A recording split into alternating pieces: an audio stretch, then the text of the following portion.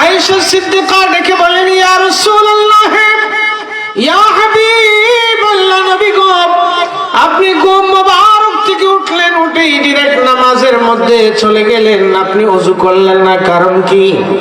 নবীজি বললেন, আয়েশা রে আয়েশা শোনো, তানামু আইনাইয়া ওয়ালা ইয়ানামু কলবি। আয়েশা রে শোনো, দুনিয়ার মানুষেরা যখন ঘুমের মধ্যে চলে যায়, দুনিয়ার মানুষ ঘুমাইলে তাদের চক্ষু ঘুমাইলে অন্তরও ঘুমায় যায়। আমরা যখন ঘুমাইলে বেহুশ হয়ে যাই, কি ঘটতেছে কি হচ্ছে কিছুই বলতে পারি না। রাসূল আরবি সাল্লাল্লাহু আলাইহি ওয়াসাল্লাম বললেন, ও দুনিয়ার মানুষেরা রে শোনো, তানামু আইনাইয়া, আমি রাসূলুল্লাহ দুইটা চক্ষু মাত্র ঘুমায়, আমি নবীর শুধুমাত্র চক্ষু ঘুমায়, আমি নবীর অন্তর মোবারক ঘুমায় না। তাহলে বলেন, নবীজির ঘুম আর আমাদের ঘুম কি এক? কথা বলেন না এক? আপনি যদি কোন নবী আর আমি, নবী আমাদের মতো, কথা বলেন।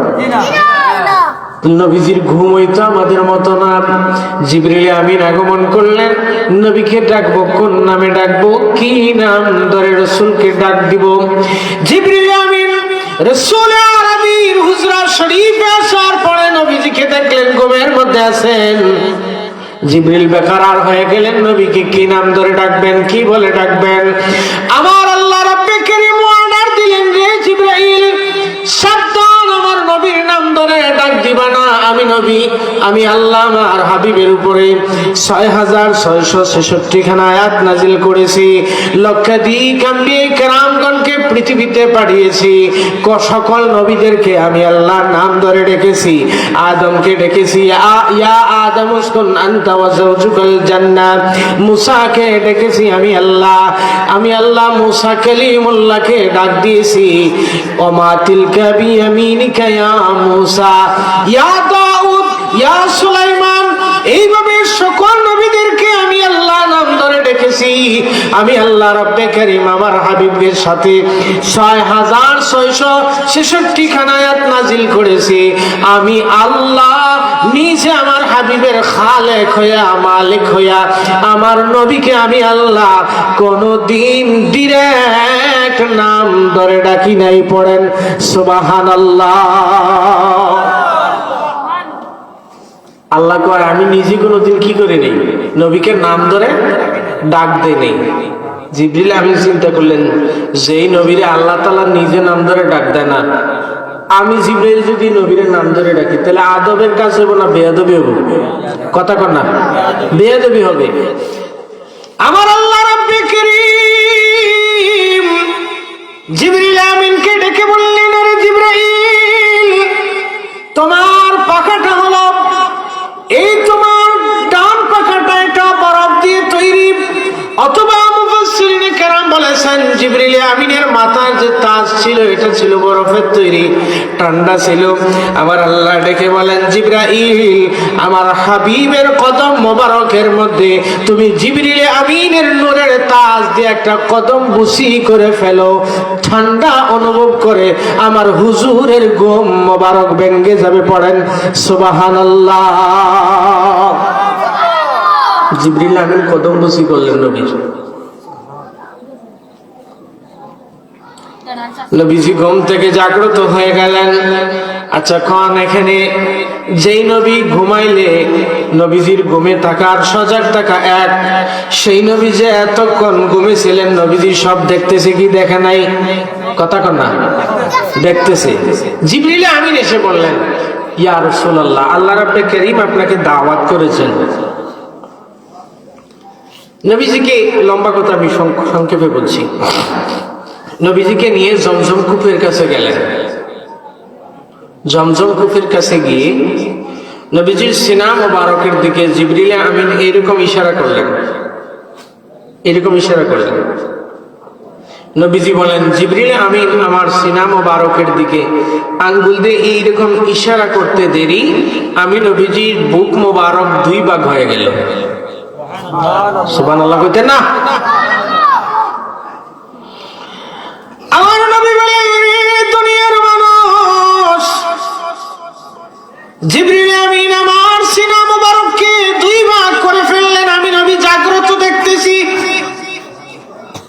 নবীজির সিনা মোবারক দুই ভাগ করা হলো। জিবরিল আমিন বলেন, আমি দেখলাম আমি নবীর জিসিম মোবারক থেকে এক ফোঁটাও রক্ত বাইর হলো না।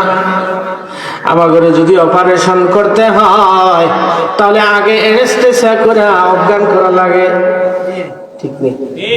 অজ্ঞান না করলে অপারেশন করা যায় না। নবীজির সিনা মোবারক খানা দুই ভাগ করলেন। জিবরিল আমিন বলেন, ওয়াস্তাখরাজা কলবি। জিবরিল আমিন তার নূরের হাতটা বাড়াইয়া আমি নবীর কলব মোবারকটা, আমি নবীর হার্ট মোবারক খানা বাহির করে একটা স্বর্ণের থালার মধ্যে রেখে দিলেন। আচ্ছা কোন আপনার আমার হার্ট যদি বাহির করা হয় তাহলে আমরা বাঁচবো? কথা কন না। কোন মানুষের হার্ট বাহির করলে কি লোকটা আর বাঁচে? কোন মানুষের হার্ট বাহির করলে আর বাঁচবে না। নবী বলেন, আমার হার্ট মোবারক বাহির করতেছেন, আমি নবী দেখতেছি। সুম্মা গুসিলা বিমাই জামজাম। জিবরিল আমিন আমি নবীর কলম মোবারককে বাহির করে জমজম কূপের পানি দিয়ে ধৌত করতেছেন, আর আমি নবী জাগ্রত অবস্থায় আমার নূরানি চক্ষু দিয়া আমার নিজের হার্ট মোবারক নিজ চক্ষু দ্বারা দেখতেছি। নবীজি বলেন, আমি দেখতেছি। এটা জমজম কূপ দিয়ে জমজম কূপের পানি দিয়ে ধৌত করা হলো। ঈমান ও হিকমতের একটা পেয়ালা আনা হলো। ঈমান ও হিকমতের একটা পেয়ালা এনে আমি নবীজির সিনা মোবারকের মধ্যে ঢেলে দিয়ে জিবরিল আমিন আমার সিনা মোবারককে এইভাবে ধরে আবার একসাথে লাগাই দিলেন। মুহূর্তে অপারেশন সাকসেসফুল হয়ে গেল। এটা কিসের অপারেশন? কুদরতি অপারেশন। এখানে একটা কথা, কেউ কেউ বলেন নবীজির কলব থেকে কিছু জিনিস বাহির করে ফেলে দেওয়া হয়েছে, এটা ময়লা না, বরং নবীজি নূরি জগতে ভ্রমণ করবেন। আলমে দুনিয়া পাড়ি দিয়ে এক নূরি জগৎ ভ্রমণ করবেন। সেই নূরি জগৎ ভ্রমণ করার মতো যেই সক্ষমতা দরকার, এই সক্ষমতা ঈমান ও হিকমত দিয়ে নবীজির সিনা মুবারককে আল্লাহ তাআলা প্রস্তুত করে ভরপুর করে দিলেন। নবীজি আমার বলেন, জিবরিল আমিন। এবার জিবরিল আমিন আমার সামনে একটা বাহন নিয়ে আসলেন। ইউকাল লাহুল বুররাক, এটাকে বলা হয় তাকে বুররাক। দুনাল বাগলে ফাওকাল হিমার। রাসূল আরবি বুরাকের উপরে আরোহণ করবেন, এমন সময় বুরাকের কানটা খালি নাড়াচাড়া দেয়। জিবরিল আমিন বুরাকের কানের মধ্যে এইভাবে ধরলেন, ধরে বললেন, এরে বুরাক, পৃথিবীর জমিনে দুনিয়ার মধ্যে এমন শ্রেষ্ঠ কোনো ব্যক্তি নাই যে তোর উপরে আরোহণ করবে। আজকে তুই বুরাকের উপরে যিনি আরোহণ করবেন, আল্লাহর সৃষ্টির মধ্যে আল্লাহর পরেই যেই নবীর মর্যাদা, সেই দু জাহানের বাদশাহ নবী, আজকে তুই বুরাকের উপরে আরোহণ করবেন। পড়েন সুবহানাল্লাহ। বুরাক ডেকে বললেন, ইয়া রাসূলুল্লাহ, নবী গো, আমি আপনাকে চিনতে ভুল করি নাই, বরং 40,000 বুরাক থেকে যাচাই এবং বাছাই করে আমাকে আপনার জন্য নিয়ে আসা হয়েছে। আপনি নবীকে পিঠের উপরে আরোহণ করার আগে আমি নাড়াচাড়া করছি, আমি বেয়াদবি করার জন্য নাড়াচাড়া করছি না। নবী, আপনার কাছে আমার একটা আরজু আছে, আপনার কাছে আমার একটা ফরিয়াদ আছে। নবী বলেন, বুরাক রে, কি ফরিয়াদ? বুরাক দেখে বলে, ইয়া রাসূলুল্লাহ, রোজ হাসরের মাঠে আপনি শাফাআতে কুবরার মালিক, শাফাআতে উজমার মালিক আল্লাহর কাছে, আপনি নবী শাফাআতে কুবরার মালিক নবী, আপনি আল্লাহর দরবারে আমি বুরাকের জন্য একবার সুপারিশ করার ওয়াদা করে দেন। বুরাক শান্ত, নবীজির উপরে আরোহণ করবেন। এবার শোনেন, নবীজি কি? নূর। সবাই বলেন, নবীজি কি? জিবরিল আমিন কি? নূর। আর বুরাক যেটা আনা হয়েছে, এই বুরাক এটা হলো নূর। এই বাহন এটা কি? নূর। নবীজি যে বাহনে আরোহণ করবেন, বুরাক নূর। বুরাকের উপরে নবীজি আরোহণ করছেন। নবীজি নূরুন আলা নূর। নবীজিকে যে ফেরেশতারা নিয়ে যাচ্ছেন, জিবরিল আমিন সাথে মিকাইল এবং ইসরাফিল, সকলে 70,000 মতান্তরে 1,00,000 ফেরেশতাদেরকে দিয়া মিছিল দিয়া নবীজিকে সামনের দিকে নিয়ে যাচ্ছেন। সবার জবানে জবানে একটা স্লোগান, ইয়া রাসূলুল্লাহ, ইয়া রাসূলুল্লাহ, ইয়া রাসূলুল্লাহ। আমারি মৌতের নিদান কালে পাই যদি নবী গো আপনাকে শিয়রে, মৌতেরি যাতনা থাকবে না আমার। ইয়া রাসূলুল্লাহ, ইয়া রাসূলুল্লাহ। নবীজিকে নিয়ে যাওয়া হচ্ছে, সামনের দিকে নিয়ে যাওয়া হচ্ছে। এই বাবা বুরাকের কথা যেহেতু আসলো, প্রসঙ্গ ক্রমে এই কথাটা বলে দিয়ে যাই। দেখবেন আমাদের বিভিন্ন মানুষের ঘরে বুরাকুন নবীর ছবি লটকানো থাকে। জিজ্ঞেস করি, ঘোড়ার মতো একটা দেখা যায়, এটার নাম কি? লোকে কয় এটা মেরাজের ছবি, বুরাকের ছবি। আচ্ছা, কোন নবীজির মেরাজের সময় কি কোন প্রকারের ক্যামেরা ছিল নাকি? কথা কন না। কোন প্রকারের ক্যামেরা ছিল? ভিডিও ক্যামেরা ছিল? তাহলে নবীজির বুরাকের ছবি পাইল কই? বুরাকের ছবি লটকায়া রাখে বলে এটা বুরাকুন নবীর ছবি। মনে রাখবেন বাবার আমার, বুখারী এবং মুসলিম শরীফের হাদিস। হযরত রাসূল আরবীর সাহাবী হযরত আবু তালহা রাদিয়াল্লাহু তাআলা আনহু বলেন, লা তাদখুলুল মালাইকাতু বাইতান ফীহি কালবুন ওয়ালা সূরাতুন ওয়া ফী রিওয়ায়াতিন ওয়া ফী রিওয়ায়াতিন ওয়ালা তিমসালুন। রাসূল আরবী বলেন, কোন মানুষের ঘরে যদি কোন প্রকারের প্রাণীর ছবি থাকে, মূর্তি থাকে, ও আমার কলিজার টুকরা উম্মতেরা শুনে রাখো, তোমাদের ঘরের মধ্যে প্রাণীর ছবি রাখবা, তোমাদের ঘরের মধ্যে নায়িকার ছবি রাখবা, তোমাদের ঘরের মধ্যে প্লেয়ারের ছবি রাখবা, তোমাদের ঘরের মধ্যে তোমার নেতার ছবি রাখবা। যেই ঘরে কোনো মানুষের ছবি থাকবে, যেই ঘরে কোনো মূর্তি থাকবে, যেই ঘরে কুত্তা থাকবে, ওই ঘরে আমার আল্লাহর রহমতের ফেরেশতা ঢুকবে না। পড়েন নাউজুবিল্লাহ। আমরা কি করতেছি? আমরা কি করি? ছবি রাখি, নেইমারের ছবি, মেসির ছবি, আমার নেতার ছবি, কেউ কেউ আবার নিজের পিসাবের ছবিও তোলা রাখে। হারাম না জায়েজ?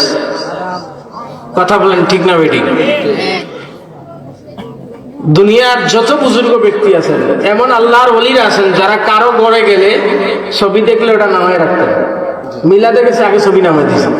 এরকম হয়েছে কি হয় নাই? তো সুতরাং কোন বুজুর্গ ব্যক্তিরও ছবি, আপনার পীর মুর্শিদের ছবিও আপনি ঘরে লটকায় রাখতে পারবেন না। আবার আমাদের সমাজে আরো কিছু জিনিস বাইরেছে।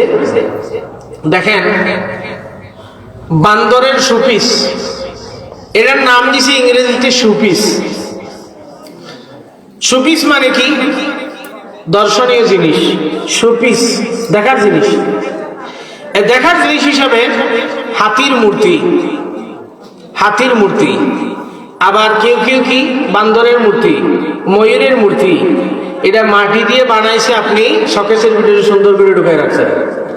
এটা কি? মূর্তি। এটা কি? সবাই বলেন না এটা কি?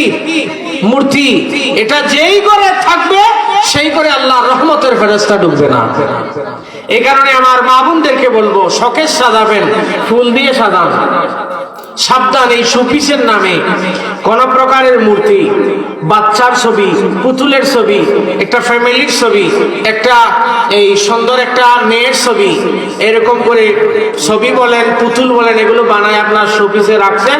আপনি কলিজা ফাটাইয়া দোয়া করতেছেন আপনার ঘরে, ওই ঘরে তো রহমতের ফেরেশতাই ঢুকতেছে না। কথা বলেন ঠিক না বেঠিক? এই কারণে ঘর থেকে কি করতে হবে? ঘর থেকে ছবি বাইর করে ফেলাই দিতে হবে, ছবি রাখা যাবে না। আর যদি একান্তই আপনার বাবার স্মৃতি হিসেবে, আপনার মার স্মৃতি হিসেবে কোনো বিশেষ কারণে কারো ছবি উঠে রাখেন, ওইটা কাভারিং করে, প্যাকেটিং করে ওটা নীরব জায়গায় ঢুকে রাখতে হবে, বাহির করা যাবে।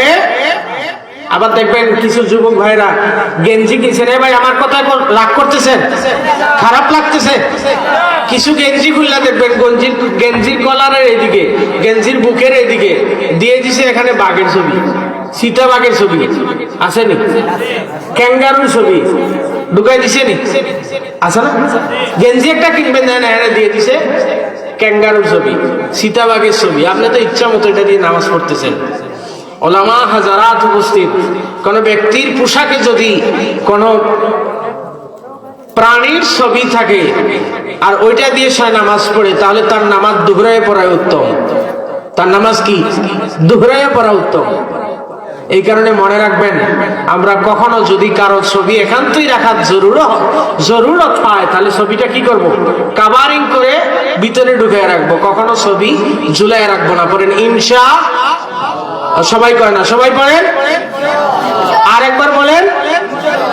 আল্লাহ তাআলা তৌফিক দান করুন, আমিন বলেন। দেখেন, আপনাদের মনোযোগ যত ভালো হবে আমার কথা বলতে তত ভালো লাগবে, আর আপনাদের এলোমেলো দেখলে আমার কথা বলতে ভালো লাগবে না। আমার কথা বুঝতেছেন নি আপনারা? নবীজি আমার চলছেন, মেরাজের নূরি সফর শুরু হয়েছে,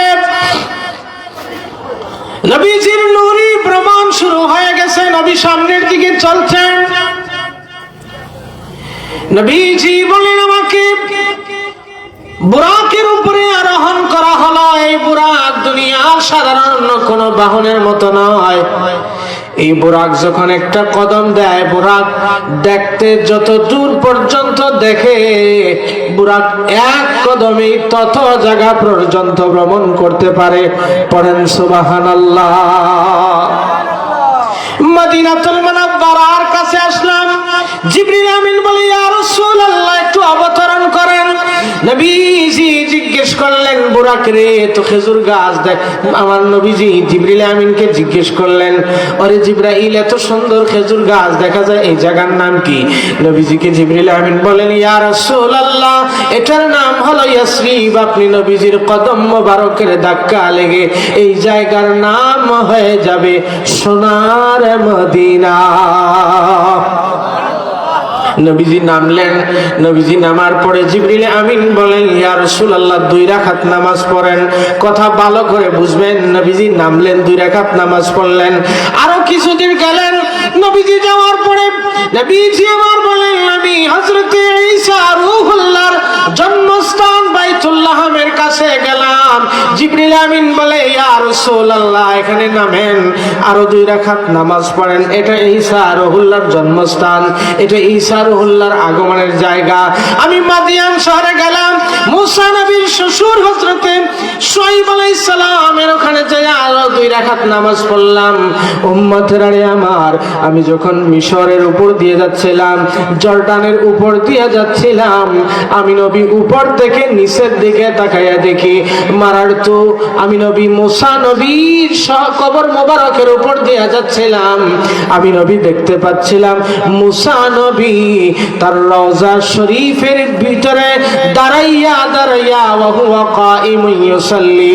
মুসা নবী তার আপন রওজা শরীফের ভিতরে দাঁড়াইয়া নামাজ পড়তেছে। আচ্ছা কোন, তাহলে মুসা নবী যদি জিন্দা হয়, তাহলে আমার নবী মাটির মধ্যে পৌঁছা গেছে? কথা কন না। মুসা নবীর ওই মেরাজ রজনীতে মুসা নবী হলো আমার নবীর মুক্তাদি, আর আমার নবী হলেন ইমাম। যদি মুসল্লি যদি রওজা শরীফের ভিতরে দাঁড়ায়া নামাজ পড়ে, তাহলে ইমামুল আম্বিয়া নবী। নবীজি আমার বলেন, আল্লাহর হাবিব সাল্লাল্লাহু আলাইহি ওয়াসাল্লাম বলেন, শুধুমাত্র আমি একা নয়, আমার আল্লাহ ইন্নাল্লাহ ইন্নাল্লাহা হারামা আলাল আরদি আন তাকুলা আজসাদাল আম্বিয়া। শুধুমাত্র আমি নবী না, বরং দুনিয়ার যত নবী এবং রাসূলগণ আছেন সবাই আপন আপন রওজা শরীফের মধ্যে জিন্দা আছেন। মাটিকে আল্লাহ তাআলা হারাম করে দিয়েছেন। এই দুনিয়ার 1 ইঞ্চি মাটি আমরা কোন নবীদের জিসিম মোবারককে বক্ষণ করতে পারে না।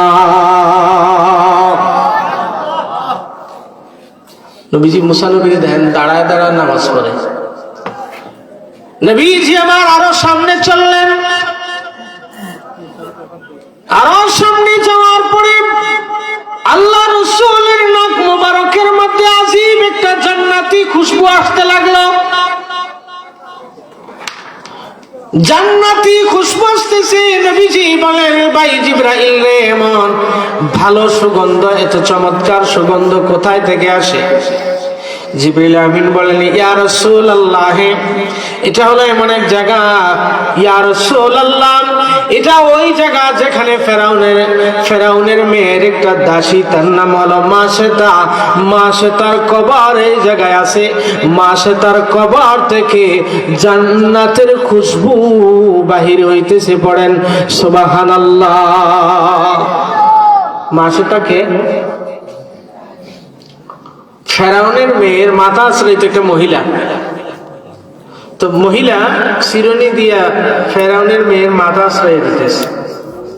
মাথা আশ্রয় দিতেছে, এমন সময় তার হাত থেকে চিরুনিটা পড়ে গেছে। চিরুনিটা পড়ে যাওয়ার পরে মাসেতা এই চিরুনিটা উঠানোর সময় বলছে, বিসমিল্লাহি আল্লাহু আকবার। কি বলছে? সবাই কর না, বিসমিল্লাহি। এটা ফেরাউনের মেয়ে শুনছে। শুনে গুলো চিন্তা করলো, আমার বাবা তো খোদা। ফেরাউন কি স্বঘোষিত খোদা? ফেরাউনের নিজের খোদা দাবি করতো না। ফেরাউনের মেয়ে চিন্তা করলো, আরে আমার বাবা তো খোদা, আমার বাবা তো রব, তো এই মেয়ে আবার আরেক রবের নাম পাইলে গুত্তিকা। ফেরাউনের মেয়ে কয়, তুই আরেক আর নাম নিলি, তুই আমার বাপরে রব মানস না? মহিলা বলে, না, আমি তোর বাপের রব মানি না। কই কি জানো? কই মানি না, আমি তারে মানি যে ফেরাউনের সৃষ্টি করছে, তারে বিশ্বাস করি। সুবহানাল্লাহ কইতে না? ফেরাউনে কি তার নিজের বানাইছে? এতে এত বাটফার আছিল, এত সিটার আছিল, তার সারা এলাকার মানুষ মিলে গেছে। খোদা সাহেব, আমরা এলাকার তো সব চল্লা করে চাইয়া দেখা কিছু বৃষ্টির দরকার। তো চিন্তা করছে, আরে খোদা হয়ে তো ঠেকছি, এরা বৃষ্টি চাইয়া কোথেকে বৃষ্টি দিব? রাত্রে বেড়ে যায় আল্লাহ রে, আল্লাহ মাহবুদ, কালকে যদি বৃষ্টি দিতাম না পারে তাহলে খোদাই টিকতো না। আমারে জাহান্নামে পুরাও আর যত শাস্তি দাও, কালকে বৃষ্টি দাও দিয়ে আমার ইজ্জত রক্ষা করো। নাউজুবিল্লাহ কইতে না, কয় কালকে বৃষ্টি দাও দিয়ে আমার ইজ্জত রক্ষা করো, তাও আমারে খোদা বানায় রাখো, তাও আমারে খোদা বানায় রাখো। আল্লাহ তাআলা ফেরাউনকে একদিন কইলেন, এই ফেরাউন,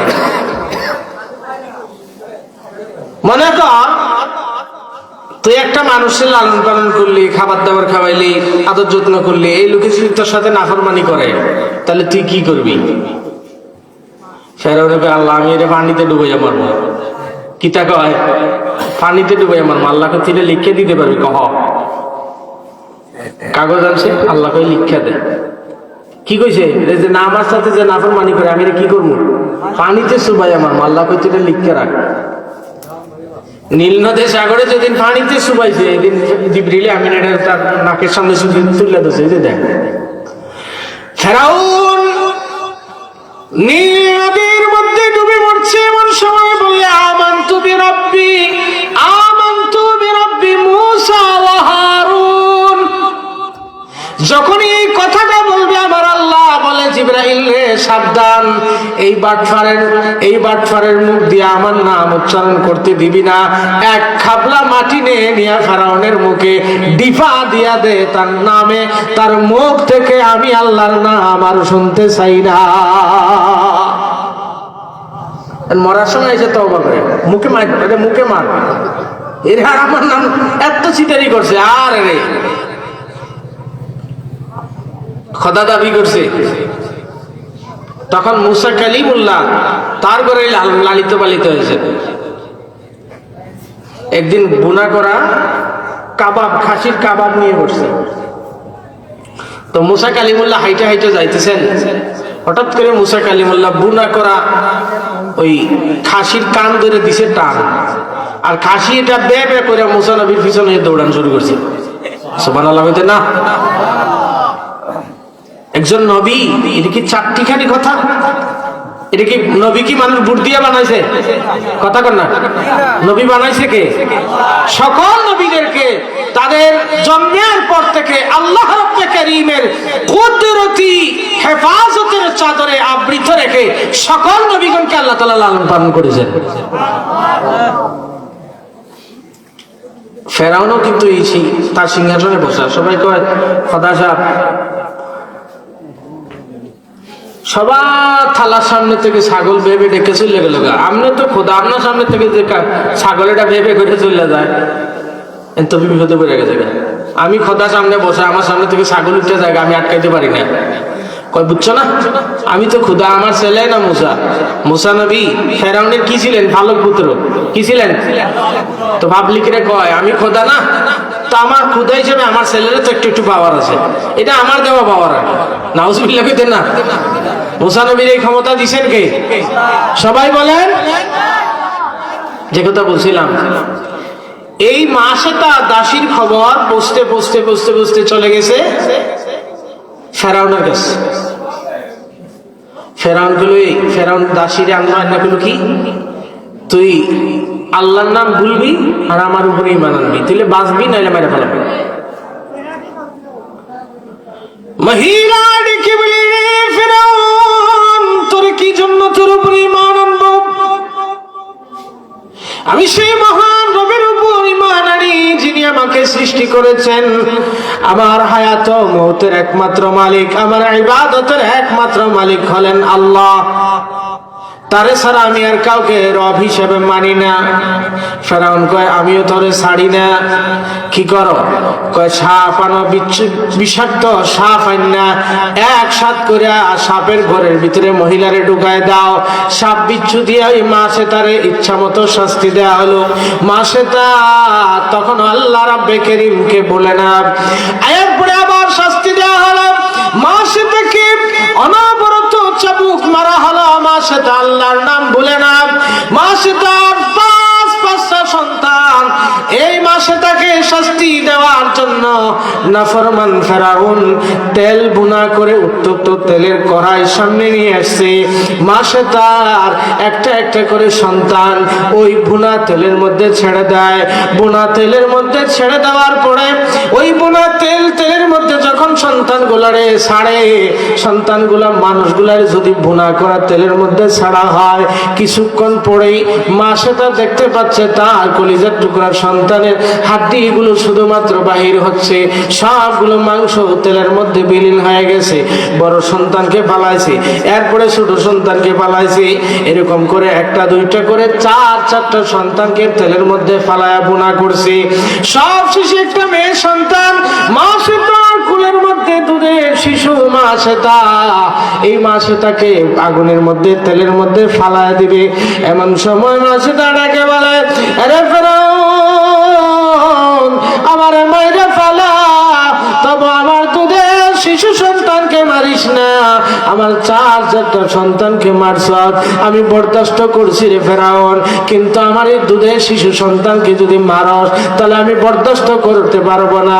দুধ পান করে মাত্র এই শিশু এখনো কথা বলতে পারে না, এখনো আমার সাথে কোনো কথাবার্তা বলা হয় না, কান্নাকাটি করে মাত্র তার আবেগ অনুভূতি, তার সুখ দুঃখ কিছু সে ভাষা দিয়ে প্রকাশ করতে পারে না। আমার মাইরা ফালা, আমার সন্তানকে মারিস না। ফেরাউন চিন্তা করলো, এই মাসে তো আমার সাথে নাফরমানি করেছে, তাকে যদি শাস্তি দিতে হয়, মাসে তার কুল থেকে তার দুধের শিশু সন্তানকে যখন টেনে নিয়ে আসছে এই বুনা করা তেলের মধ্যে ফালায়া দিবে। এই সময় দুধের শিশু সন্তান যে এখনো কথা বলা শিখে নাই, আমার আল্লাহ রব্বে কারীম ওই দুধের শিশু সন্তানের জবান খুলে দিয়েছে। মহিলা, এই শিশু সন্তান দেখে বলে, আম্মা চিন্তা কইরেন না গো আম্মা,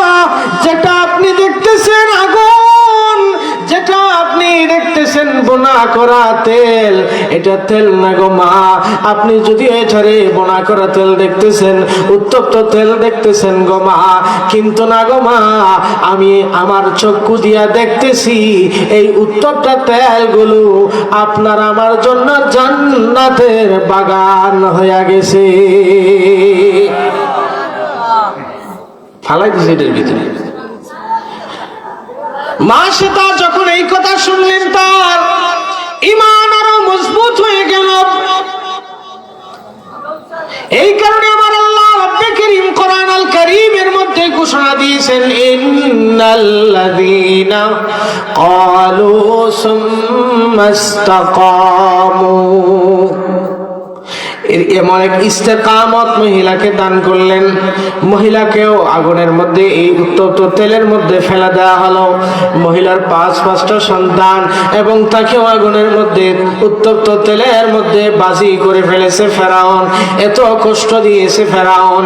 কষ্ট দিয়ে যখন এই 5টা সন্তান সহ মহিলাকে একটা কবরের মধ্যে দাফন করে দিয়েছে, জিবরিল আমিন বলেন, ইয়া রাসূলুল্লাহ, নবী গো, যেই সুগন্ধটা আপনি নবীর নাক মুবারকের মধ্যে লাগতেছে, এটা হলো ওই মাসে তার কবর থেকে আমার আল্লাহ কিয়ামত পর্যন্ত জান্নাতি খুশবু ফোয়ারা বাহির করতে থাকবেন। পড়েন সুবহানাল্লাহ। এই মাসেটা কি? আল্লাহর ওলি। মাসেটা কি? সবাই বলেন, মাসেটা কি? এটা ওলি আল্লাহদের কারামত। আমরা ওলি আল্লাহদের কারামত বিশ্বাস করি কি করি না? সবাই বলেন, করি কি করি না? সিলেটের মানুষ যদি আল্লাহর ওলিদের কারামত স্বীকার করে, তাহলে এরকম নাফরমান মানুষ, অকৃতজ্ঞ মানুষ আর হতে পারে না। কারণ বাবা শাহজালাল মুজাদ্দিদ ইয়ামানি রাহমাতুল্লাহ আলাইহি এই রাজ্যের রাজা গৌর গোবিন্দের মোকাবেলা করেছেন। তিনি কোন শক্তি দিয়ে, তিনি পারমাণবিক বোমা নিয়ে আসেন নাই, তিনি কয়েক হাজার বাহিনী নিয়ে আসেন নাই, 360 জন সঙ্গী নিয়ে তিনি সিলেট আগমন করেছিলেন। তিনি আজানের ধ্বনি নিয়ে আগমন করেছিলেন।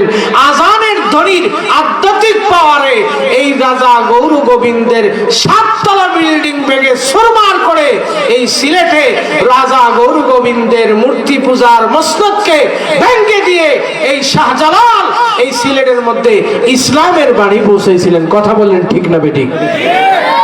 সুতরাং আমাদের ঈমানের সাথে ওলিদের কারামত সম্পর্কিত। কথা কন না? সুতরাং যারা ওলি মানে না, আমরা তাদের সাথে, যেই লোক শাহজালালকে খুশা দিয়ে কথা বলে, তার ঈমানের মধ্যে বেমার আছে। যেই লোকে ওলি আল্লাহদের কারামতের বিরুদ্ধে খুশা দিয়ে কথা বলে, বুঝতে হবে তার ভিতরে নেফাক আছে। এই সিলেটের কোন মুসলমান কোনদিন কোন ওলি আল্লাহর সাথে বেয়াদবি করতে পারে? বাবারা, যে কথা বলছিলাম, নবীজির সামনে চলছে না, কোথায় গেলেন? মিনাল মসজিদিল হারামি ইলাল মসজিদিল আকসা সুবহানাল্লাযী আসরা বিআবদিহি লাইলাম মিনাল মসজিদিল হারামি ইলাল মসজিদিল আকসা। আমার আল্লাহ বলেন, আমার হাবিবকে আমি বর্ণন করাইছি লাইলান, রাতের ক্রিয়াদাংশ। পুরা রাত না, লাইলান, রাতের ক্রিয়াদাংশ।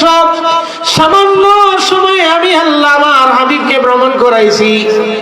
এখন আমরা কই, আল্লাহ, আমরা যখন পিকনিক করতে যাই, বেড়াইতে যাই, ভ্রমণ করতে যাই, তখন রাতে যাই না দিনে যাই? কথা কয় না? বেড়াইতে গেলে, ভ্রমণ করতে গেলে দিনে যাই না, রাতে যাই। রাতে গেলে কিছু দেখবো না, যাই কখন? দিনে। আবার প্রশ্ন করি, মালিক, আপনার হাবিবকে আপনি ভ্রমণ করাবেন, তাহলে রাত্রে কেন? রাত্রে ভ্রমণ করাইলে নবী কি দেখবেন? আমার আল্লাহ বলেন, দুনিয়ার মানুষের শোন, তোদের মতো আমার নবী নয়। আমার নবী রাত্রে যেই রকম, দিনে যেই রকম দেখে আমার নবী রাহমাতুল লিল আলামিন দিনে যেই রকম দেখতে পায়, নবী আমার রাত্রেও সমান দেখতে পায়। নবী আমার দিনে যেমন দেখে রাত্রে যেমন তেমন দেখে, নবী আমার সামনে যেমন দেখে পিছনে যেমন দেখে, নবীজি আমার সামনে যেমন দেখে তেমন দূরে দেখে, নবীজি আমার উপরে যেমন দেখে নিচেও তেমন দেখে। আমার নবী দুনিয়ার মধ্যে দাঁড়াইয়া সাত আসমানের উপরে জান্নাতের ভিতর পর্যন্ত দেখতে পায়। নবীজি সূর্যগ্রহণের নামাজ পড়ছেন, মুসলিম শরীফের হাদিস। কোন শরীফ? কথা কয় না, কোন শরীফ? মুসলিম শরীফের হাদিস। নবীজি সূর্যগ্রহণের নামাজ পড়তেছেন, সাহাবীরা দেখেন নবীজি নামাজ পড়তেছেন, নামাজের ভিতরে নবীজি এরকম হাত বাড়াইয়া কি যেন ধরলেন, আবার ছেড়ে দিয়েছে।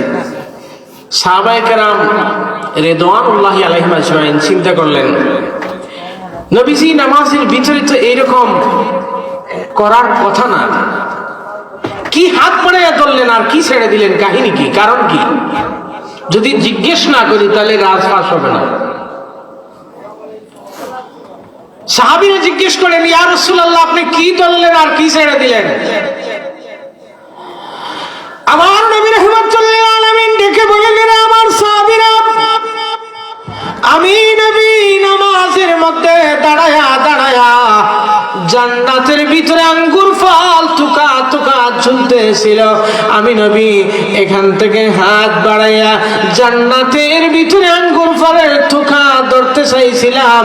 রে আমার সাহাবীরা,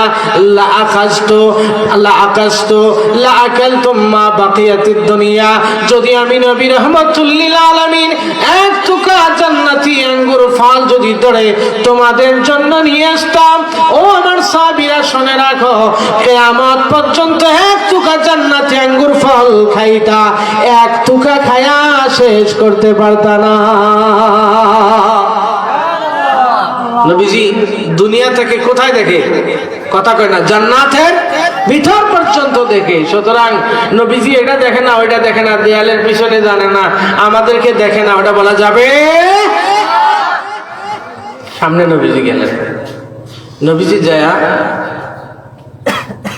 মসজিদে আকসার মধ্যে গেলেন। নবীজি মসজিদে আকসায় গিয়ে উপস্থিত হলেন। মসজিদে আকসায় উপস্থিত হইতে দেরি, নবীজি যায় দেখেন নবীজির আগে আগে 1,24,000 পয়গাম্বর কম বেশ সকল আম্বিয়া কেরামগণেরা নবীকে ইস্তেকবাল জানানোর জন্য, নবীকে ওয়েলকাম জানানোর জন্য নবীর আগে আগে অন্য সকল নবীরা মসজিদে আকসায় উপস্থিত। আচ্ছা কোন কিছুক্ষণ আগে আল্লাহর হাবিব মুসা নবীকে তার কবরে, তার রওজা শরীফে দেখছেন কি দেখেন নাই? দেখছে কি দেখেন নাই? আবার মসজিদে আকসায়ও দেখছে। আবার রাসূল আরবি বলেন, আমি ষষ্ঠ আকাশে যায় দেখি সেখানেও মুসা কালিমুল্লাহকে দেখা যায়। তাহলে মুসা নবী কয়জন? সবাই বলেন কয়জন? মুসা নবী আছে কোথায়? তার রওজা শরীফে, আবার আছে মসজিদে আকসায়, আবার আছে সাত আসমান ষষ্ঠ আকাশে।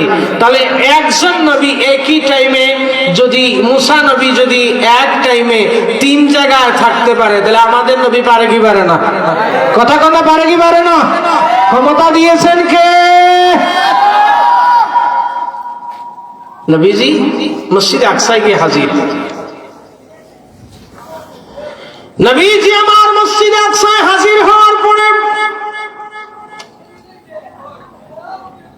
জিবরিল আমিন যখন নবীকে দেখায়া সকল আম্বিয়া কেরামগণকে পরিচয় করায় দিচ্ছেন, ইনি হলেন আদম খলিফাতুল্লাহ, ইনি আদম সফিহুল্লাহ, ইনি হলেন সুলাইমান আলাইহিস সালাম, ইনি হলেন নূহ নবিয়ুল্লাহ, ইনি হলেন ইউসুফ সিদ্দিকুল্লাহ।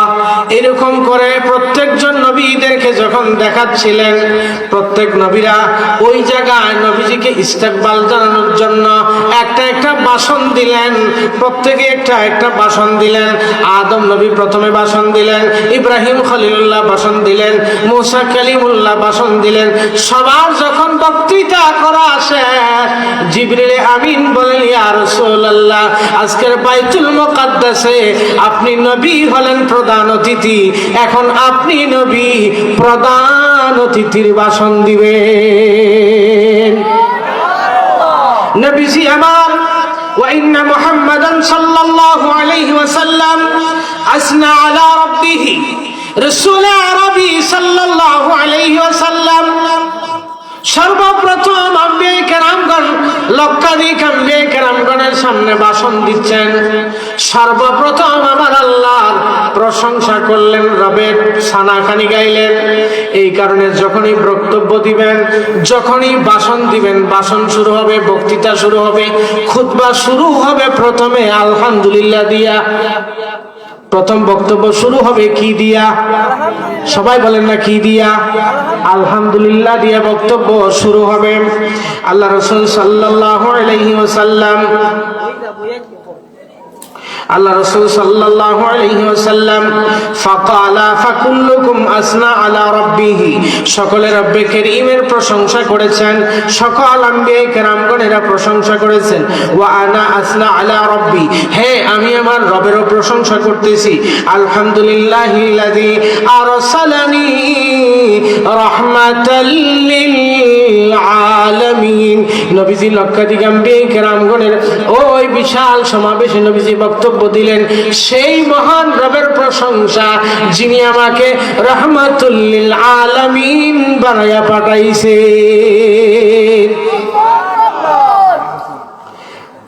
এবার নবীজি আরো বলতেছেন ওয়া কাফাতাল লিন্নাসি বাশীরাম ওয়া নাযীরা। হযরতে আদম শফি, হযরতে মুসা কালিমুল্লাহ, এক একজন নবীগণ এক একটা অঞ্চলের জন্য নবী হয়ে এসেছিলেন।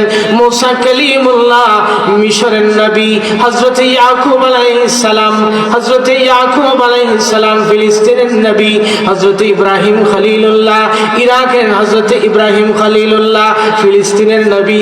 এইভাবে এক একজন নবীকে এক একটা জায়গার জন্য, এক একটা এলাকার জন্য, এক একটা দেশের জন্য নবী বানায় পাঠাইছেন।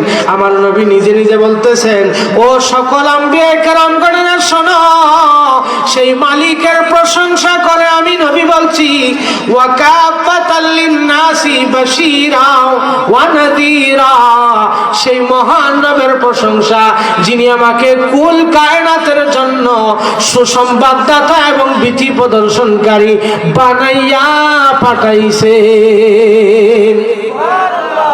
সকল নবীরা আঞ্চলিক নবী। সকল নবীরা কি নবী? আঞ্চলিক নবী, এক একটা অঞ্চলের নবী, এক একটা জায়গার নবী। সকল নবীরা এক একটা এলাকার নবী। আমার নবী বলেন যে আম্বিয়া কেরামগণেরা তোমরা সকলে এক একটা দেশের জন্য নবী হয়ে এসেছিলা, আর আমার আল্লাহ আমাকে কুল কায়নাতের জন্য রাহমাতুল লিল আলামিন বানায়া পাঠাইছেন, আর আমাকে সকল জগৎ সমূহের জন্য বাশীরা ওয়া নাযীরা বানায়া পাঠাইছেন। পড়েন সুবহানাল্লাহ। নবীজি আরো বক্তব্য দিলেন ওয়া আনজালা আলাইয়াল ফুরকান, আর আমার আল্লাহ রব্বে কারীম তোমাদেরকে কাউকে তাওরাত দিয়েছেন, কাউকে ইনজিল দিয়েছেন, আর আমাকে কি দিয়েছেন জানো নাকি? ওয়া আনজালা আলাইয়াল ফুরকান, আল্লাহ তাআলা আমাকে ফুরকান নাজিল করেছেন। ফুরকান হলো কোরআনের আরেক নাম হলো ফুরকান। আমার এই কোরআন পাঠ করে করে আমার জাতিরা সত্য এবং মিথ্যার পার্থক্য করে নিবে। পড়েন সুবহানাল্লাহ। এটা নবীজির ভাষণ। ফিহি তিবিয়ানুল লিকুল্লি শাই, এই কোরআনে যাবতীয় সব কিছুর বর্ণনা আছে। এখন আমাদের দেশে কিছু হুজুররা আছে কয় ওটা কোরআনে নাই, ওটা কোরআনে নাই। আল্লাহ তাআলা বলছেন তিবিয়ানুল লিকুল্লি শাই, তার মানে কোরআনে সব আছে। কোন হুজুর যদি বলে এই কোরআনে এটা নাই, তাহলে বুঝতে হবে হুজুর ভালো করে পড়ে নাই। কথা কন না? যদি বলে হুজুরে বলে কোরআনে নাই, বুঝতে হবে কি ভালো করে পড়ে নাই। হযরতে আলী কারামাল্লাহু ওয়াজহুল কারীম এক ইহুদি জিজ্ঞেস করে কোরআনে যে সব আছে, তাহলে আমার দাড়ি কম আপনার দাড়ি বেশি, এটা কোরআনের কোন জায়গায় আছে? বুঝছেন নি প্রশ্ন কি করছে? আমার দাড়ি কম আপনার দাড়ি বেশি, এটা কোরআনের কোন জায়গায় আছে? হযরত আলী রাদিয়াল্লাহু তাআলা আয়াত তিলাওয়াত করলেন যে ভালো জমিনে ভালো ফসল, খারাপ জমিনে খারাপ ফসল। তোর বেটা ইহুদি, এই কারণে তোর জমিনে ভালো ফলন ভালো হয় নাই। এটা তারের জবাব দিলেন আর কি। এটা আবার কারো দাড়ি কম মানে ওই তার জমিন খারাপ, ওটা বলতেছি না। এটা মানে তর্কের খাতিরে তাকে একটা জবাব দিলেন। প্যারা হাজিরিন, রাসূল আরবি সাল্লাল্লাহু আলাইহি ওয়াসাল্লাম ওয়াজআলা উম্মতি খায়রু উম্মাতিন উখরিজাত লিন-নাস। এ আম্বিয়া কিরাম গণেরা, তোমরা শোনো, আমি আমাকে আল্লাহ রাব্বে কারীম এমন একজন সম্মানিত রাসূল বানায়া পাঠাইছেন। আমার আল্লাহ রাব্বে কারীম ওয়াজআলা উম্মতি খায়রু উম্মাতিন উখরিজাত লিন-নাস, তোমাদের সকল নবীদের নবী, তোমরা সকল নবীদের উম্মত আছে, আমি নবীর উম্মত আছে। তোমাদের সকল নবীদের উম্মত থেকে আমার আল্লাহ আমি নবীর উম্মতদেরকে আল্লাহ তাআলা সর্বশ্রেষ্ঠ উম্মত বানায়া পাঠাইছে। আমাদের কথা বলছেন, আমার উম্মতরা হলো সবচেয়ে উত্তম উম্মত। বাবা, আমরা সব সময় শ্রেষ্ঠ, আমরা সানকোফাল্লা উম্মত। জান্নাতের যখন সকল নবীগণরা জান্নাতের ভিতরে ঢুকতে চাইবে, হযরতে আদম সফিউল্লাহ জান্নাতের মধ্যে যায়া যখন জান্নাতের করা নাড়বেন, জান্নাতের ফেরেশতা ডাক দিয়া বলে, আদম কি চাও? ফেরেশতা ডাক দিয়া বলবে, এরে আমি মানব জাতির পিতা আবুল বাশার আদম সফিউল্লাহ একটু জান্নাতের ভিতরে ঢুকতে চাই। ফেরেশতা ডেকে বলবে, হ্যাঁ আপনি জান্নাতের ফার্স্ট ক্লাস প্যাসেঞ্জার, আপনি জান্নাতে ঢুকবেন। কিন্তু না না না না, আখেরি পয়গম্বর ইমামুল আম্বিয়া রাহমাতুল লিল আলামিন এখনো বাকি আছেন। সুবহানাল্লাহ। আমরা বিল্ডিং বানাই না, বিল্ডিং বানাইলে সম্মানিত ব্যক্তি এর না এটারে ফিতা ফাতা কাটতে তারপরে উদ্বোধন করি। কথা বলেন ঠিক না বেঠিক? ফিতা কেটে উদ্বোধন করি। ফেরেশতা ডাক দিয়ে বলবে, ওগো মানব জাতির পিতা আবুল বাশার, আজকে আপনি প্রথমে জান্নাতে যাইতে পারবেন না। আপনি জান্নাতের ফার্স্ট ক্লাস প্যাসেঞ্জার, আপনি জান্নাতের প্রথম সারির প্যাসেঞ্জার সত্য, এখনো আখেরি পয়গম্বর রাহমাতুল লিল আলামিন এখনো জান্নাত উদ্বোধন করেন নাই। আল্লাহ রাসূল বলেন, হুররিমাতিল জান্নাতু আলাল আম্বিয়াই হাত্তা আদখুলাহা। এরে আমার উম্মতেরা শোনো, জান্নাতের সকল নবীগণেরা যাবে, সকল রাসূলগণেরা যাবে, কিন্তু আমি নবী রাহমাতুল লিল আলামিন যতক্ষণ পর্যন্ত জান্নাতে কদম দিয়ে জান্নাত উদ্বোধন না করব, কোন নবী রাসূলগণকে আমার আল্লাহ জান্নাতের ভিতরে ঢুকতে দিবে না। তা আমি এই কথাটা প্রায় বলি, আপনারা এলাকায় বিয়ে হইলে বরযাত্রী যাননি? জানি বরযাত্রী মানে কি? বরের সাথে যারা যাত্রী হয় তাদেরকে বলে কি? বরযাত্রী। কম যান না বেশি যান? মানে দাওয়াত দিলেও যায়, না দিলেও যায়, মাগনা পাইছে। মেয়ের মেয়ে বেড়া কি একটা ঠেকা পড়ছে, মেয়ে একটা লালন পালন করছে, 20-25 বছর খাওয়াইছে, আবার লাখ টাকা দিয়ে গরু আনছে। মেহমান হলো জামাই, পাত্রের মেহমান। তোমার মেহমান নিয়ে পাত্রের বাড়িতে আল্লাহ করে খাওয়াইয়া লাভটা কি? আমি এটা বুঝি না। মেহমান তোমার, তোমার যে 14 গোষ্ঠীর গাড়ি বইরা তুমি মেয়ের বাড়িতে নিয়ে গেলা, আত্মীয় তো তোমার আত্মীয়, এবারের মেয়ে দিয়ে কি এমন ঠেকা পড়ছে? 14 গোষ্ঠীতে নিয়ে খাওয়ায় বিয়ের বাড়িতে, করে কি করে না? জীবনে যারা দাওয়াত দেয় না তারাও বরযাত্রীতে দাওয়াত দেয়, আছে না নাই? এই ভাই কথা কর না কেন? জীবনে তার বাড়িতে দাওয়াত দেয় না, কিন্তু বিয়ের বাড়িতে খাওয়ানোর জন্য বরযাত্রীর দাওয়াত দেয়, কিন্তু ওলিমা করে না। ওলিমা সুন্নাত যেটা এটা করে না, করে কোনটা? ওই মাগনা যেটা খাওয়ানো যাবে। বাবারা, বিয়েটা এত কুসংস্কার, এত কুসংস্কার ঘিরে রেখেছে আমাদের এই সুন্নতে বিয়েটাকে। এক একটা বিয়ে শুরু হলে কি পরিমাণ কুসংস্কার যে আছে এই বিয়ের মধ্যে। আর তাও আবার ওলিমা করবে। আগের দিনে তো আপনার ধরেন বরযাত্রী খাওয়াইলে এটা 300, পরের দিনে বরের বাড়িতে ওলিমা করবে, তার জন্য কনের বাড়ি থেকে আগে বকরি একটা পাঠাইতে হবে। এরকম রেওয়াজ আছে না নাই? এটা অমানবিক, এটা একটা জুলুম। একটা মেয়ের বাবার উপরে এর চাইতে বড় অন্যায় আর জুলুম আর হতে পারে না। আগের দিনে 2 লক্ষ টাকার গরু জবাই করে 300 বরযাত্রী খাওয়াইছে, পরের দিনে আপনার বাড়িতে অলিমা করছেন, সে আপনার আগের দিনে অগ্রিম খাসি একটা খাওয়াইতে পাঠাইতে হবে, তারপরে দেখাইতে হবে। দরকার কি আপনার বাড়িতে না খেলে কি হয়? আপনার তৌফিক না থাকলে অলিমা করতে করেন না। বাবারা, বিয়ের নামে গায়ে হলুদ আছে না নাই? কথা কয় না, আছে না নাই? আগের যুগের ছেলেরা, আমার ইয়াং যুবক ভাইরা, আমরা ছোটবেলা দেখেছি মাহফিল হলে যুবকেরা গজল গাইতো, আমরা ছোটবেলায় দেখেছি বাড়িতে বাড়িতে সাব্বিনা খতম হইতো, সেই অনুষ্ঠানগুলোতে সকাল বেলায় যুবকেরা লাইন ধরে সিরিয়াল ধরে দাঁড়ায় দাঁড়ায় হামদ এবং নাত পড়তো। আমি ছোটবেলায় এগুলো শুনছি, আগের গুলোর এই গজলগুলো হারিয়ে গেছে। ইয়াকুব নবী বাস করিতেন কেনানে, আসিল নি এগুলো? হ্যাঁ, উঠো বিলাল মিনারাতে সময় বয়া যায়, মধুর সুরে দাও গো আজান, শুনবার মনে চায়। কত সুন্দর ছিল এগুলো। আর এখন হয়েছে কি, ফোলাফাইন হুজুর ইমাম সাহেব সাইডে দিয়ে যাইতেছে, সে I am a disco dancer গান বাজায় যায়, ইমাম সাহেব বলতেছে ডিস্কো গান বাজায় যায়। রাসূল আরবি সাল্লাল্লাহু আলাইহি ওয়াসাল্লাম বলেছেন, ওয়া শাবুন নাশা ফি ইবাদাতিল্লাহ,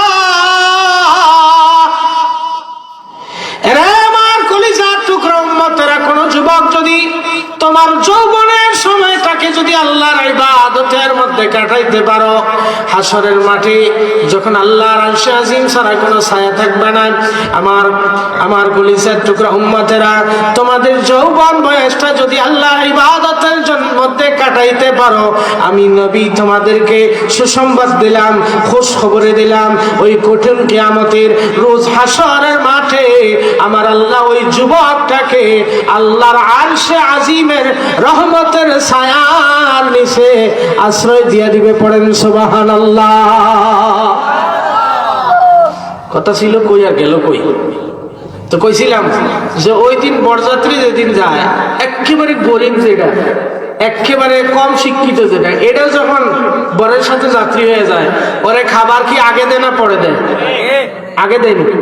যদি আপনার উঠে দিতেছেন, এই মেয়ে উঠো, কবে কলা জরা দিয়ে ভাই আমি বরযাত্রী, কয় কি কয় না, কয় না গান বড়াইলু পাত্র বাড়ি তাক বাবা, এটা বরযাত্রীর লোকের এর ডিস্টার্ব করা যাইতো না।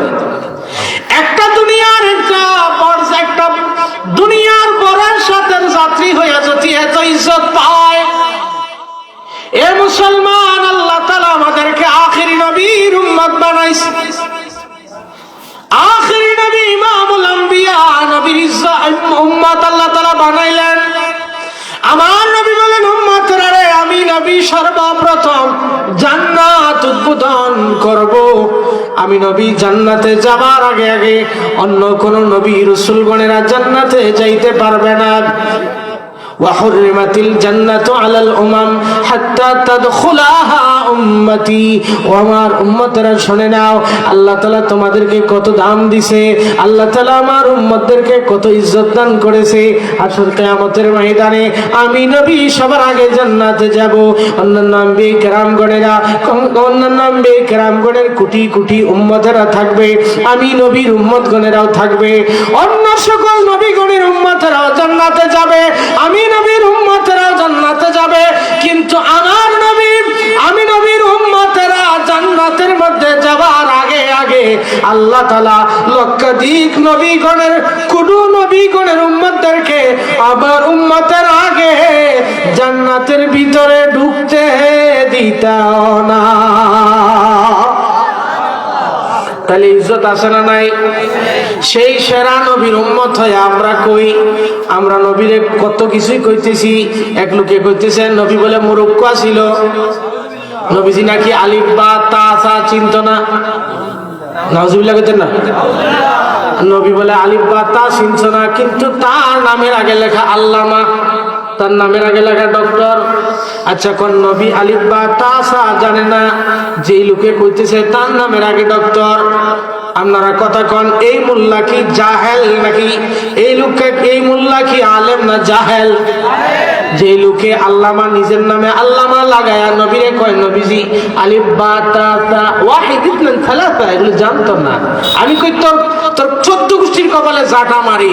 উতিতুল ইলমাল আউয়ালিন ওয়াল আখিরিন। নবী বলেন আল্লাহ তাআলা আমাকে সৃষ্টির শুরু থেকে শেষ পর্যন্ত যত ইলম আছে সব আলাম নাশরাহ লাকা সাদরাক, আল্লাহ তাআলা সকল ইলম আমি নবীর সিনার মধ্যে ঢেলে দিয়ে আমার সিনাটাকে আল্লাহ তাআলা 7 আসমানের চাইতে বিশাল বানায় দিয়েছে। নবীর হাদিস পড়ে সে হয় আল্লামা আর নবী হয় মূর্খ। নবীর হাদিস পড়ে সে হয় ডক্টর আর নবীজি বলে মূর্খ। কোন বাবারা এই জাতীয় মোল্লাদের কথা শোনা যাবে? কয়দিন আগে দেখলাম আরেকটা গাঞ্জাখুর, এটা নবীরে নবী বলে সাংবাদিক। আচ্ছা কোন তার যুক্তি কি দেখেন? মনে রাখবেন পৃথিবীর প্রথম যুক্তিবাদী হলো শয়তান। পৃথিবীর প্রথম যুক্তিবাদী কে? ভালো করে মনে রাখবেন। আল্লাহ তাআলা যখন আদমকে ফেরেশতাদেরকে বলছিলেন তোমরা আমার আদমকে সিজদা করো, তখন শয়তান প্রথমে যুক্তি দেখাইছিল আল্লাহ আদমরে বানাইছেন মাটি দিয়ে আর আমারে বানাইছেন আগুন দিয়ে। আগুন জ্বালাইলে কোন দিকে উঠে? কথা কোন, আগুন জ্বালাইলে কোন দিকে যায়? আর মাটি উপর দিকে চুললে যায় কোথার দিকে? কোন দিকে যায়?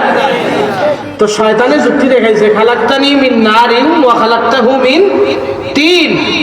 তারে বানাইছেন আমারে বানাইছেন আগুন দিয়া আর আদমরে বানাইছেন কি দিয়া? মাটি দিয়া। তো যুক্তি কি বলে?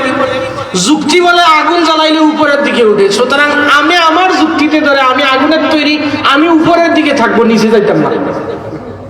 এই কারণে আমি সিজদা করি নি। আল্লাহ ওয়াস্তাকবারা ওয়া কানা মিনাল কাফিরিন। পৃথিবীর প্রথম যুক্তিবাদীকে সবাই কয় না? পৃথিবীর প্রথম কাফেরকে? পৃথিবীর প্রথম কাফের হলো শয়তান, পৃথিবীর প্রথম যুক্তিবাদী হলো শয়তান। এই মোল্লায় যুক্তি দেখায়, কয় সাংবাদিকের কাজ হলো সংবাদ এক জায়গা থেকে আরেক জায়গায় নেওয়া, আর নবীর কাজ হলো আল্লাহর পক্ষ থেকে সংবাদ এনে দেওয়া। তাহলে সেই করতে নবী মানে হলো সাংবাদিক। আমি কই কপাল পুরাণে সাংবাদিকের সংবাদ সত্য হতে পারে, মিথ্যাও হতে পারে, কিন্তু নবীর সংবাদ এটা হলো ইলমে গায়েবের সংবাদ। নবী কা মানা, নবী বা মানা গায়েব কি খবর দেনে ওয়ালা। নবী অর্থ শুধুমাত্র সংবাদদাতা নয়, নবী হলো যিনি গায়েবের সংবাদ দেয় তাকে বলা হয় নবী। আর সংবাদপত্রের সংবাদ যেটা দেয় ও এলাকায় যায় যে দেখে দেখে সত্য মিথ্যায় মিক্সার করে সংবাদ লিখে, তাহলে সাংবাদিক নিজের সংবাদ দেখে দেখে লিখে, আর নবী হচ্ছেন গায়েবের সংবাদদাতা। এবার আপনারা কোন যেই লোকে হলো নবী মানে এই সংবাদদাতা, এটা কি আলেম না জাহেল? সবাই বলেন আলেম না জাহেল? নবীর কয় সাংবাদিক কই যাইতাম। এতে আরেকটা আরেক পাগলা এ কয় আমি রকেটে চড়ছি, আমি অক্সফোর্ড বিশ্ববিদ্যালয়ের 3 বার সেরা টিচার হয়ে গেছি, আমার বউ জানে না।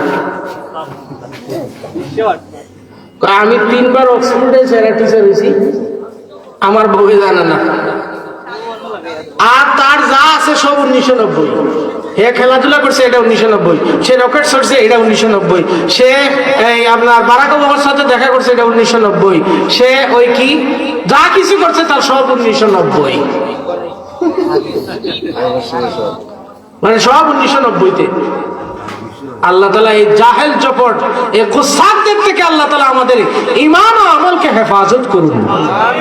আমিন। আমরা সেই ইসলামের মধ্যে আছি। কোন নতুন মোল্লা এসে আমাদেরকে ইসলাম শিখানো লাগবে না।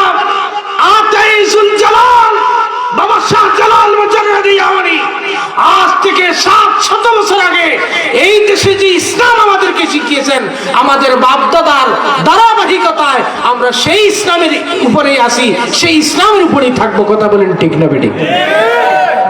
নতুন কোনাকুনি ইসলামে আমরা বাবারা বলছিলাম নবীজি কি করতেছেন? বাইতুল মুকাদ্দাসে ভাষণ দিচ্ছেন। নবীজি আমার খুতবা দিচ্ছেন, ওয়াজআলা উম্মতি উম্মাতুন ওয়াসিতা। আমার আল্লাহ তাআলা আমার উম্মতদেরকে মধ্যপন্থী উম্মত বানাইছে। ওয়াজআলা উম্মতি হুমুল আউয়ালুনা ওয়া হুমুল আখিরুন।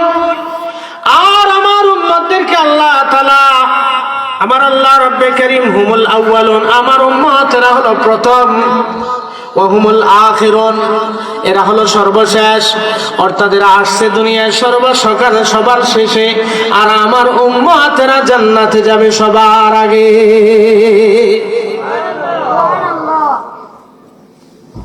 ভাষণ শেষ, নবীজি আরো উপরে উঠতে থাকলেন, কথা বুঝে শর্টকাট করতেছে। নবীজিকে আরো উপরে নিয়ে যাওয়া হয়, প্রথম, দ্বিতীয়, তৃতীয়, চতুর্থ, পঞ্চম, ষষ্ঠ, সপ্তম আকাশের উপরে যায় আল্লাহর দরবার থেকে রিটার্ন আসছেন ষষ্ঠ আকাশে, আবার মুসা কালিমুল্লাহর সাথে দেখা। মুসা নবী নবীরে বলে গেল, ইয়া রাসূলুল্লাহ, আপনি আল্লাহর সাথে দেখা করছেন, আল্লাহ তাআলা আপনারে কি দিছে? এই ওয়াজ আপনাদের জানা আছে, কিন্তু আরেকবার আমার থেকে শোনেন। এক এক ধরনের, এক একজনের গবেষণা এক এক রকমের, কথা বলেন ঠিক না বেটি? ব্যাক করে আসছেন, মুসা কালিমুল্লাহ বলেন, ইয়া রাসূলুল্লাহ, আল্লাহ আপনাকে কি দিয়েছেন? নবীজি বলেন 50 ওয়াক্ত নামাজ দিয়েছেন। মুসা কালিমুল্লাহ কয়, আল্লাহ, ইয়া রাসূলুল্লাহ, আপনার থেকে 2500 বছর আগে আমি 2 ওয়াক্ত নামাজ নিয়ে আমার উম্মতকে যেই পরিমাণ দৌড়াইছি, এরা 1 ওয়াক্ত নামাজ পড়ে না। আর আপনার উম্মত তো এবার ডিজিটাল জামানার লোক, হেতেরা এই 50 ওয়াক্ত পড়বো। 50 ওয়াক্ত যদি নামাজ হয়, তাহলে আজান দিবে নামাজ পড়বো, আজান দিয়ে নামাজ পড়বো। ইমাম সাহেব বাড়িতে যাওয়ার চান্স হবে না, খালি ওযু করতে হইবে আর মসজিদে ঢুকতে হইবে, কথা কর না?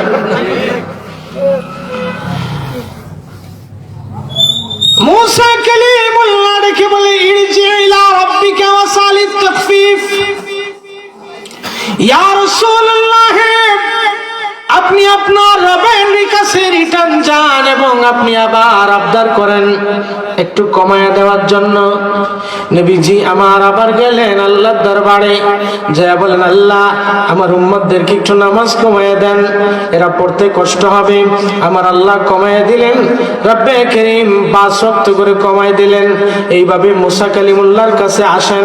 মুসা নবী বলে, ইয়া রাসূলুল্লাহ, আপনার উম্মতেরা এত ওয়াক্ত নামাজ পড়তে পারবে না, ইরজি ইলা রাব্বিকা ওয়াসালিত তাখফিফ, আপনার প্রভুর কাছে যান, সওয়াল করেন আরো কমায় নিয়ে আসেন। নবীজি বারবার যান, আমার নবী আসেন। মুসা কালিমুল্লাহ বলে, ইয়া রাসূলুল্লাহ, আবার যান। এইভাবে নবীজি আসেন, মুসা কালিমুল্লাহ আবার যাওয়ার জন্য বলেন, ইরজি ইলা রাব্বিকা ওয়াসালিত তাখফিফ, আপনি যান আল্লাহর দরবার থেকে নামাজ আরো কমায় নিয়ে আসেন।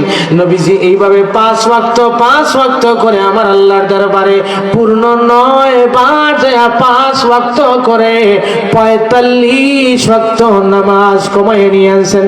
পড়েন সুবহানাল্লাহ। আচ্ছা, এবার আপনাকে কাছে জানতে চাই, মুসা কালিমুল্লাহ আমাদের উপকার করছে না ক্ষতি করছে? কথা কন না কেন? মুসা নবী যদি ওই দিন এইরকম বারবার রিকোয়েস্ট না করতো, তাহলে আজকে কি 50 ওয়াক্ত নামাজ পড়তেন? কথা কন না, 50 ওয়াক্ত নামাজ পড়তেন নাকি? পড়তেন না। তাহলে মুসা নবী আমাদের কি করেছেন? উপকার। সবাই বলেন, মুসা নবী আমাদের কি করেছেন? তাহলে বোঝা যায় আম্বিয়া কেরামগণেরা ইন্তেকাল করার পরে উম্মতদের উপকার করতে পারে। মুসা নবী যদি ইন্তেকালের পরে আমাদের উপকার করতে পারে, আমাদের নবী ইন্তেকালের পরে, ওফাতের পরে আমাদের উপকার করতে পারে কি পারে না? মুসা কালিমুল্লাহ এদিকে 5 ওয়াক্ত নামাজ নিয়ে নবীজি আসলেন। এবার মুসা নবীরে যদি জিজ্ঞেস করি, ওগো মুসা, আপনি যে আমাকে উপকার করলেন, এত নবী থাকতে আপনি আমাদের নবীরে আটকায়া বারবার রিকোয়েস্ট করার কারণ কি? সুবহানাল্লাহ বলেন না? মুসা নবী ডেকে বলেন, রে উম্মতে মুহাম্মাদিরা শোনো, আমি বিনা লাভে তোমাদের উপকার করি নাই। তোর পাহাড়ে যেদিন আল্লাহকে দেখতে চেয়েছিলাম, তোর পাহাড়ে যেদিন আল্লাহকে দেখার জন্য আরজু ফরিয়াদ করেছিলাম, আল্লাহকে দেখতে পারি নাই। আমি আল্লাহ রব্বে কারীমের নূরে ওই তুর পাহাড় জ্বলে পুরো শর্মা হয়ে গিয়েছিল। রে আখির নবীর উম্মতেরা শোনো, আমার নবী চরমা চক্ষু দ্বারা জাগ্রত অবস্থায় দুলুক বুলুকের সীমা পাড়িয়ে 7 আকাশের উপরে আরশে আজিমের উপরে লামাকানে যাইয়া ইমামুল আম্বিয়া নবী চরম চক্ষু দ্বারা আমার আল্লাহকে দেখেছেন। তো সেই নবী আল্লাহকে দেখেছিলেন আর আমি তাকে দেখতেছিলাম। নবীজির চোখ মোবারকের মধ্যে নূরে এলাহি, জলবা এলাহি, আমার রব্বুল আলামিনের নূরের জলওয়া ইমামুল আম্বিয়া নবীর চোখের মধ্যে বিরাজ করতেছিল। এই কারণে আমি মুসা কালিমুল্লাহ বারবার ইমামুল আম্বিয়া নবীকে আল্লাহর কাছে পাঠাই। নবীজি আল্লাহর কাছে যায়, 5 ওয়াক্ত কমায় নিয়ে আসে। আমি মুসা নবী আল্লাহর হাবিবের চোখ মোবারকের দিকে তাকাইয়া তাকাইয়া বারংবার আমি তুর পাহাড়ে দাঁড়াইয়া আল্লাহ দেখতে পারি নাই। আজকে মেরাজ রজনীতে নবীজির চক্ষু মোবারকের দিকে তাকাইয়া তাকাইয়া আমি আল্লাহ রাব্বুল আলামিনকে দেখেছি। এ বাবারা, নামাজ ফরজ হলো কয় ওয়াক্ত? সবাই বলেন কয় ওয়াক্ত? 5 ওয়াক্ত নামাজ ফরজ হয়ে যাওয়ার পরে আমার আল্লাহ রব্বে করিম আইন করে দিলেন 50 ওয়াক্ত নামাজ থেকে আমি আল্লাহ 45 ওয়াক্ত নামাজ কমায় দিয়েছি। কিন্তু হাবিব আমার ইমামুল আম্বিয়া, দুষ্ট আমার বন্ধু আমার, শোনেন, 50 ওয়াক্ত নামাজ থেকে আমি 45 ওয়াক্ত নামাজ কমায় দিয়েছি, কিন্তু সওয়াব কমাই নাই। আপনার কোন উম্মত যদি 5 ওয়াক্ত নামাজ পড়ে, আমি আল্লাহ আপনার ওই উম্মতের আমল নামার মধ্যে 50 ওয়াক্ত নামাজের সওয়াব দান করে দিব। তাহলে নামাজ পড়ার দরকার আছে না নাই? জোরে বলেন আছে না নাই? আল্লাহ রাব্বে করিম তার হাবিবকে বলছেন, হাবিব আপনার উম্মত নামাজ পড়বে 1 ওয়াক্ত, সওয়াব হবে 10 ওয়াক্তের। সুবহানাল্লাহ না? আরে হাজিরিন, আমি আমার সময় শেষ, দীর্ঘক্ষণ কথা বললাম। আসলে আমি এসে আপনাদের যে অবস্থা দেখছি, এই অবস্থা আসলে কথা বলা যায় না, এলোমেলো। সবাই মনে হয় মাহফিল একটু এই শিডিউল একটু হয়তো হয়েছে। যাই হোক, দীর্ঘক্ষণ আপনাদের সামনে কথা বললাম। আমার কথায় কি আপনারা কেউ কষ্ট পাইছেন? যা বলছি আল্লাহর ওয়াস্তে বলছি, যা বলছি সাবিলিল্লাহ বলেছি, আল্লাহর উদ্দেশ্যে বলেছি, কাউকে রাজি কিংবা খুশি কিংবা আঘাত করার জন্য নয়। আল্লাহ রাব্বে করিম আজকের এই মাহফিলকে আজিমুশান কামিয়াবি দান করুন, পড়েন আমিন। এই যে মাদ্রাসা, এটা এই এলাকার আলোকবর্তিকা। এটা কি? এই এলাকার আলোকবর্তিকা। এখান থেকে বাচ্চা আপনি মাদ্রাসায় পড়াবেন, যেদিন আপনার কিচ্ছু থাকবে না, কোটি কোটি টাকার সম্পদ বাড়িতে থাকবে, শেয়াল কুকুর প্রস্রাব করবে আপনার সম্পদের উপরে, ওইটা সন্তানকে যদি আপনি মাদ্রাসায় দিয়ে যেতে পারেন, কোটি টাকা কাজে আসবে না। ওই সন্তান যদি একবার আপনার কবরের পাশে দাঁড়ায়া সূরাতুল ইখলাস পাঠ করে 1 বছর পর্যন্ত বাটোয়ারা করলে যত সওয়াব হয়, আল্লাহ রাব্বে কারীম তত সওয়াব আপনার আমলনামায় দান করে দিবেন। এই কারণে আসুন এই মাদ্রাসাকে আমরা সকলের হৃদয়ে ধারণ করি, নিজের মনে করে এই প্রতিষ্ঠানকে নিজের মনে করে আমরা ধারণ করি, আপন মনে করে বুকে আগলে রাখি, প্রতিষ্ঠানের যত্ন নেই। তালিবুল আলিম, এইখানে মাদ্রাসায় যে সকল তালিবে আলিম আছে, তালিবুল আলিম যে সকল ছাত্রছাত্রীরা আছে, এদের যত্ন নেই, শিক্ষকদের যত্ন নেই, মাদ্রাসার যত্ন নেই। যেদিন কেউ কিছুই থাকবে না আমাদের, সেদিন এই মাদ্রাসা আমাদের জন্য নাজাতের জড়িয়া হবে। আল্লাহ রাব্বে করিম আপনাকে আমাকে এই মাদ্রাসাকে বুকে ধারণ করে মাদ্রাসার সার্বিক সহযোগিতায় যেন আমরা নিয়োজিত থাকতে পারি, সেই তৌফিক দান করুন। ওমা তৌফিকি ইল্লা বিল্লাহ ওয়া আখির দাওয়ানা আনিল হামদুলিল্লাহি রাব্বিল আলামিন। ওয়াসসালামু আলাইকুম ওয়া রাহমাতুল্লাহি ওয়া বারাকাতুহু।